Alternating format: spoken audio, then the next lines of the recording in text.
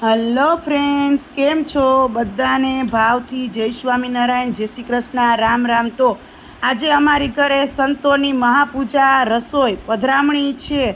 જો તમે સંતો પીપલાણાના સંતો આવી ગયા છે અને અમારા બે બાળકો સંતોની સાથે એના ભગવાન એના ઠાકોરજી લઈ આવ્યા છે. એનું સ્વાગત ફૂલથી કરે છે અને સરસ મજાના આજે તો બહુ સરસ તૈયારી કરી છે, કારણ કે સંતોની રસોઈ હોય અને સંતોની પધરામણી હોય એટલે તમને ખબર જ છે કે ચોખ્ખાઈ રાખવી પડે.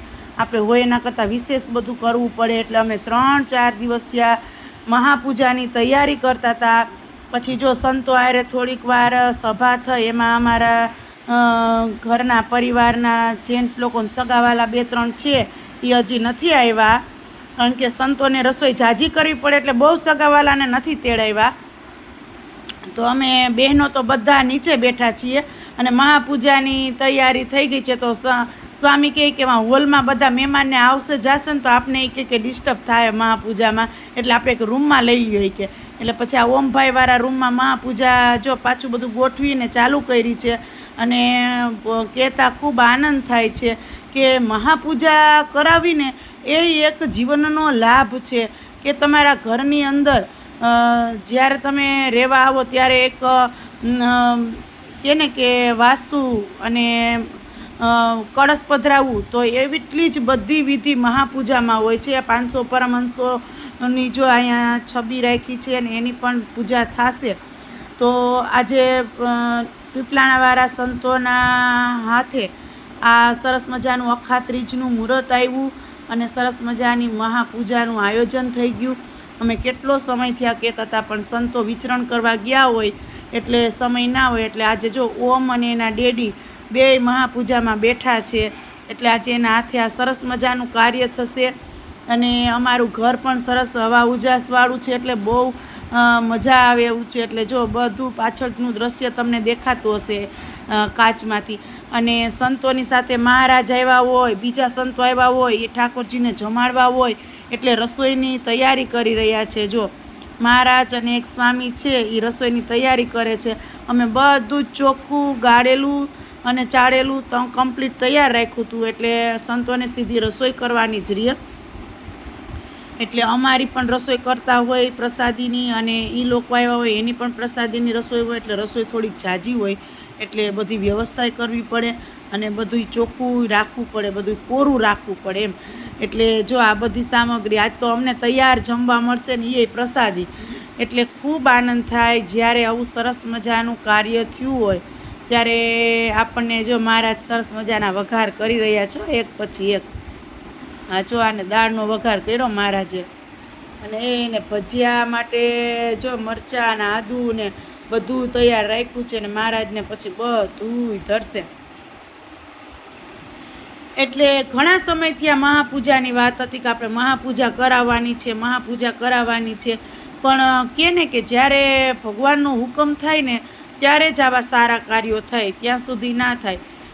તો ભગવાનનો હુકમ આજે હશે, એટલે જો આજે મહાપૂજા છે એમ. એટલે 19 તારીખનું સ્વામીએ કીધું હતું કે 19 તારીખે અખાત્રીજના દિવસે અમે આવશું અને મહાપૂજા આપણે તે દિવસે કરીએ. અને સંજોગો અવસર એક ખુશીની એક એ વાત કે જે ગણપતિની અત્યારે મહાપૂજામાં વિધિ થઈ રહી છે એ ગણપતિજી મને મારા સ્ટાફના મેડમોએ ગિફ્ટમાં આપ્યા છે. આ એક સંજોગ કહેવાય કે એને ગિફ્ટ લેવાનું થયું ત્યારે એને કેવું યાદ આવ્યું કે આપણે આ સવનના ગણપતિ લઈ જઈએ, કે એનું નવું ઘર છે ને, એટલે એને તો ખબર નથી કે મહાપૂજા હજી બાકી છે. એને તો અટકરીએ લઈ લીધા હતા અંદાજે, અને સરસ મજાનો એરબેલ લીધો હતો. એટલે મેં તરત કીધું કે સારું સારું, તમે આ ગણપતિ લઈ આવ્યા સવનના, એ મારે મહાપૂજામાં કાલે ઉપયોગ થઈ જશે અને મારા મંદિરમાં રહેશે. તો તમે આ જીવન મારા ગ્રુપવાળા તમે બધા યાદ રહો. બીજી વસ્તુ હોય તો હજી ભૂલાઈ જાય, તૂટી જાય, વિખાઈ જાય, જૂનું થઈ જાય તો આપણે ફેંકી દઈએ. પણ આ ભગવાન છે એ આવા સરસ મજાના એને ભગવાન લઈ આવ્યા અને એની આજે મહાપૂજા થઈને મને બહુ આનંદ થાય. મેં એને તરત કીધું કે તમે બધાએ જો આ એટલો હેત પ્રેમ છે ને કે તમે આ જે ગિફ્ટ લેવાની આખું જિંદગી મને યાદ રહી જાય. આખી જિંદગી મને જ્યારે મંદિરમાં હું ગણપતિ બાપાને જોઈશ ને ત્યારે મને એમ થાય કે આ મને મારા સ્ટાફના મેડમોએ ગિફ્ટમાં આપી છે એમ. એટલે આ સરસ મજાના ગણપતિ અને સરસ મજાની બીજી ગિફ્ટ. અને આપ્યા કોને છે પાછા કે એ સ્ટાફમાં હતા 2 તો બ્રાહ્મણ હતા. એ બ્રાહ્મણના 2 મેડમ હતા ને તમારું ના કે નહીં આપણે ગ્રુપવાળા છીએ, આપણે મિત્ર છીએ, એટલે એમાં બ્રાહ્મણ કે ગમે એ ના ગણવાનું હોય કે અમે હેત પ્રેમ ભાવ ગણવાનું હોય કે. એટલે જો એ બ્રાહ્મણોને એનો એક એવો જીવ હોય છે કે એના લીધેલી વસ્તુ આજે આ સરસ મજાની મહાપૂજામાં વપરાણી. અને આજે જો સરસ મજાના ઘનશ્યામ મહારાજ એટલે કે નીલકંઠ વર્ણીનું પણ અભિષેક થઈ રહ્યો છે. જો તો આજે તો અમે બધા નીચે બેઠા છીએ, સગાવાલા ને બધા, અને બાકી બધા પુરુષો છે એ હોલમાં બેઠા છે. મહાપૂજા કરવા માટે એક સંત છે અને ઓમ અને એના ડેડી છે. તો વિધિસર આજે મહાપૂજા થઈ રહી છે અને ખૂબ આનંદ થાય છે કે આજે જો અમારી ઘરે આવા સરસના ભગવાન પધાર્યા, ભગવાનનો થાળ થાહે અને પછી સરસ મજાની રસોઈ અમે બધાય સગાવાલા જમશું. તો આની પહેલાં પણ આપણે સાંખ્યોગી માતાઓને પધરામણી કરાવી હતી, સાંખ્યોગી બહેનોએ રસોઈ કરી હતી. અત્યારે સંતો છે તો સંતો રસોઈ કરશે થોડી ઘણી, મહારાજ કરશે અને ભગવાનને અમારા મંદિરમાં થાળ થશે અને સાથે સાથે એના ભગવાન લઈ આવ્યા હોય એનો પણ થાળ થશે. એટલે પંચામૃતથી લઈને ટોટલી રસનો અભિષેક કરવામાં આવે. જ્યારે મહાપૂજા થાય ને ત્યારે કેસર, ચંદન, ટોટલી અબીલ, ગલાલથી લઈને બધા જ તત્વોનો, એટલે બધું ભેગું કરવામાં તમે સ્વાભાવિક છે કે આપણે સામાન્ય પૂજા કરવાની હોય તો આપણે કેટલી તૈયારી કરવી પડે. તો અમે કેટલા 3 થી 4 દિવસથી આ સતત આ મહાપૂજાની તૈયારી કરતા હતા.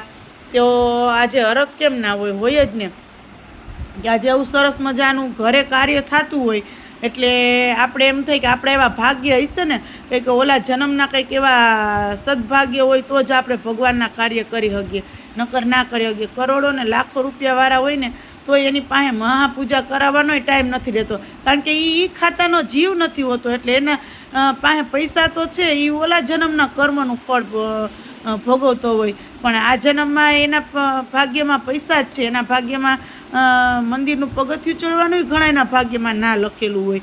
એટલે એવું છે કે જેના ભાગ્યમાં સત્કાર્યો લખેલા હોય ને એ જ કરી શકે. એવું ના હોય કે પૈસા વાળા જ કરી શકે. ઘણી વખત પરિસ્થિતિ નબળી હોય તો એના હાથે પણ મોટા મોટા સત્કાર્યો થાય છે, નથી થતા સમાજમાં. તો આજે અમારી ઘરે આ કાર્યક્રમ છે ને તો અમને તો બહુ એટલે બહુ આનંદ થાય છે.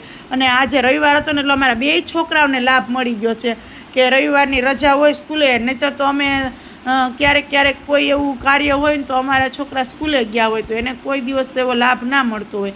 પણ આજે તો રવિવાર હતો એટલે એને બધો પૂરેપૂરો આ વિધિમાન પૂજામાં બેસવાનો લાભ મળ્યો.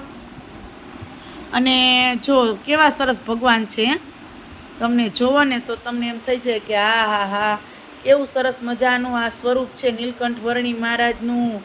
અને કેવા સરસ રીતે જો કે જોઈને આ દર્શન જોઈને તો ગમે ત્યારે છેલ્લા શ્વાસ હોય નથી કહેતા ત્યારે આપણે આ ભગવાનનું બધું યાદ કરીએ ને એટલે આપણને સરસ મજાનું ભગવાન કે મોક્ષ મળે એમ. કે એટલે જ આવા સારા કાર્યો જોવાના હોય જેથી આપણને અંતકાળે આવા સારા કાર્યો યાદ આવે ને તોય જીવનો મોક્ષ થઈ જાય. આ સમય, આ ઉત્સવો, પ્રસાદી આ શું કામ કર્યું હોય તો કે દરેક જીવનું કલ્યાણ કરવા માટે આ મોટા સમયાઓ કરવામાં આવે કે જેથી કરીને સમયા પણ યાદ આવી જાય ને તો પણ આપણા જીવનો ઉદ્ધાર થઈ જાય. એટલે આજે જો સરસ મજાની 1.5 થી પોણા 2 કલાકની મહાપૂજા હોય તો આ પૂરેપૂરી વિધિસર મહાપૂજા અમારી ઘરે થઈ રહી છે અને અમને પણ આરતીનો લાભ મળશે. એટલે જો થોડીક વાર થશે એટલે સંતો બીજા રૂમમાં વહી જશે અને અમને આરતી કરવા માટે નીચેથી બોલાવશે એટલે અમે પછી આરતી કરવા આવશું. પણ હજી સંતોને થોડું ઘણી વિધિની બાકી છે એટલે એને કીધું કે અમે પહેલાં વિધિની કરી લઈએ અને પછી બહેનોને તમારે આરતી ઉતારવી હોય કદાચ આ 500 પરમહંસો છે, 500 પરમહંસોનું પણ આ ચિત્રજી તમે જો છે તકતો તો બહેનોને આરતી થઈ જાય અને બધાને લાભ મળે કે. એટલે અમે થોડી વાર કે બીજા રૂમમાં જતા રહેશું કે. એટલે આજે અમને પણ સરસ મજાનો આ મહાપૂજાનો લાભ મળ્યો આરતીનો ને એનો. એટલે હજી આરતીની વાર છે પણ આ તો હું તમને કહું કે જો આ આવી રીતના સારું કાર્ય થતું હોય ને તો સંતો પછી આડાવડા થઈ છે એટલે એના ઘરના બધા બૈરા હોય ને એને પણ આ સારો લાભ મળે એમ કે તમે પણ પાછી ફરી એક વખત આરતી કરો એમ.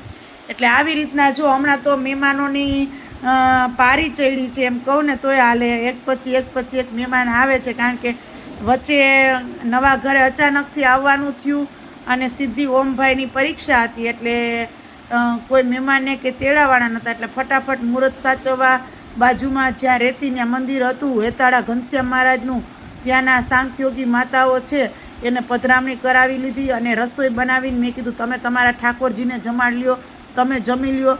એટલે અમને એમ થાય કે નહીં હવે રસોઈ થોડીક દેવાઈ ગઈ છે અને પછી અમે ચૂલો પ્રગટાવીએ. એટલે બહેનોને રસોઈ દઈને પછી અમે ચૂલો પ્રગટાવ્યો હતો અને પછી સંતોને અત્યારે વિચરણ કરીને આવ્યા એટલે કે ચાલો હવે તમારી ઘરે મહાપૂજાનું કેટલો સમય થયા કીધેલું છે તો આજે તમારે ઘરે મહાપૂજા રાખી દઈએ એટલે તમારો પણ સંકલ્પ પૂરો થાય. એટલે ઘણી વખત છે ને અમુક એવા જીવ હોય ને એને જ સારા સંકલ્પો થાય, દરેક વ્યક્તિને સારા સંકલ્પો ના થાય કે આપણે આમ કરવું છે કામ. પણ અમુક જીવ એ ખાતા ન હોય ને કે એના ભાગ્યમાં સારા કાર્યો લખેલા હોય એટલે એને એવા સારા સંકલ્પ થાય. બાકી અમુકને કેવા ખરાબ વિચારો આવતા હોય, ખરાબ સંકલ્પો થતા હોય, એ ખાતાનો જીવ હોય. એટલે આજ જો બહુ આનંદ છે, છોકરાઓને બધા આખું ફેમિલી છે અને સગાવાલા તો નીચે જ પછી બેઠા છે અને અડધા હોલમાં બેઠા છે. પણ અમારા આખા પરિવારને લાભ મળી ગયો એટલે અમને બહુ આનંદ થયો. અને આ મહાપૂજાનો બધાને નાનાથી મોટાને લઈને બધાને લાભ મળ્યો. અને આવી જ રીતના ભગવાન અમને સરસ મજાના સારા કાર્યો કરાવતા રહીએ અને ભગવાનનો અને સાચા સંતોનો અમને રાજીપો મળે અને મહારાજની કૃપા અમારી ઉપર રહે એવું અમે તો ભગવાનને હર હંમેશા પ્રાર્થના કરીએ. જો ચાલો હવે આરતી મહાપૂજા થઈ ગઈ એટલે આરતી કે જય સદગુરુ સ્વામી પ્રભુ જય સદગુરુ સ્વામી સહજાનંદ દયાળુ બળવંત બહુનામી પ્રભુ જય સદગુરુ સ્વામી ચરણ સરોજ તમારા વંદુ કર જોડી પ્રભુ વંદુ કર જોડી ચરણે શીશ ધર્યાથી દુઃખ નાખ્યા તોડી પ્રભુ જય સદગુરુ સ્વામી નારાયણ નર ભ્રાતા દ્વિજ ગુણ તનુ ધારી પ્રભુ દ્વિજ ગુણ તનુ ધારી પામર પતિત ઉગાર્યા અગણિત નર નારી નિત્ય નૌતમ લીલા કરતા વિનાશી 68 તીરથ ચરણે કોટી દયા કાશી પુરુષોત્તમ પ્રગટનું જે દર્શન કરશે પ્રભુ જે દર્શન કરશે કાળ કરમથી છૂટી કુટુંબ સહિત તરસે અવસર કરુણાનિધિ કરુણા બહુ કીધી ભલે કરુણા બહુ કીધી મુક્તાનંદ કહે મુક્તિ સુગમ કરી સીધી પ્રભુ જય સદગુરુ સ્વામી પ્રભુ જય સદગુરુ સ્વામી. પછી અમને બધાને નીચેથી બોલાવ્યા અને કીધું કે સંતો બીજા રૂમમાં છે ત્યાં તમે ફટાફટ આવી જાઓ અને તમે પણ આરતી કરી લ્યો. એટલે પછી સંતો પાછા બહાર નીકળે પછી ઠાકોરજીને થાળ કરવો છે એટલે અમે કીધું કે કાંઈ વાંધો નહીં. એટલે અમે પણ સરસ મજાની આરતી કરી અને આરતી કરી અને પછી ઠાકોરજીને થાળ ધર્યો અને ઠાકોરજીને થાળ ધર્યા પછી હજી તો રસોઈ છે ને ઠાકોરજીને થાળ ધરાઈ જાય પછી સંતો જમે ને સંતો જમી લે ને પછી સંતો જાય પછી અમારે આવવાનું હોય. એટલે અમારે જો મંદિરની અંદર ઠાકોરજીને થાળ પણ થઈ ગયો છે. જો અમારા મંદિરની અંદર જો ઠાકોરજી પધરાવ્યા છે એટલે બહુ આનંદ થયો અને હમણાં ઠાકોરજીને થાળ ધરશે અને પછી સંતો ગયા એટલે અમે બધા પુરુષોને જમવા બેસાડી દીધા. સંતોએ બધી રસોઈ બનાવી હતી, અમારે રસોઈ બનાવવાની નથી એટલે અમે તો ખાલી ભજીયાની ચટણી બનાવી અને બધાને જમાડી દીધા. આવી જ રીતના અમારી મહાપૂજા અહીંયા પૂરી થઈ જમણવાર સાથે.